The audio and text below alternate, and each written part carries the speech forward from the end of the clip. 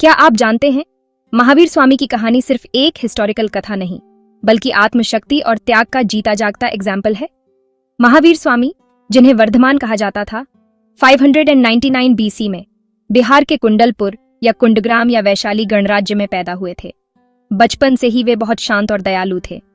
उनके पेरेंट्स राजा सिद्धार्थ और रानी त्रिशला खुद भी जैन धर्म में गहरी आस्था रखते थे।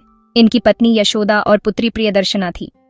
अब सोचिए, राजसी वैभव में पले बढ़े वर्धमान ने सिर्फ 30 साल की एज में घर परिवार, सुख सुविधाएं सब छोड़ दी। अपने बड़े भाई नंदीवर्धन से अनुमति लेकर घर त्याग दिया, केश त्याग दिए और 13 महीने के बाद वस्त्र भी त्याग दिए। 12.5 वर्ष की कठोर साधना करने के बाद 42 वर्ष की आयु में ऋजुपालिका नदी के तट पर शाल वृक्ष के नीचे वैशाख शुक्ल त्रयोदशी को परम ज्ञान प्राप्त हुआ और केवल इन कहलाए। अपनी इंद्रियों को जीतने के कारण वे जिन या जैन कहलाए। अब वे महावीर या महान पराक्रमी भी कहा गया। जैन धर्म के वे 24वें तीर्थंकर थे। प्रथम ऋषभदेव और 23वें तीर्थंकर अर्थात शिक्षक पार्श्वनाथ जी थे। महावीर स्वामी ने जैन धर्म के 5 मेन सिद्धांत दिए: अहिंसा, सत्य, अस्तेय अर्थात चोरी न करना, ब्रह्मचर्य और अपरिग्रह अर्थात जरूरत से अधिक संचय न करना।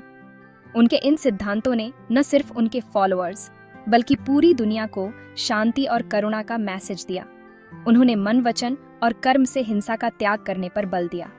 527 ईस्वी पूर्व में 72 वर्ष की आयु में कुशीनगर के पास पावापुरी में उन्होंने अपना शरीर त्याग दिया।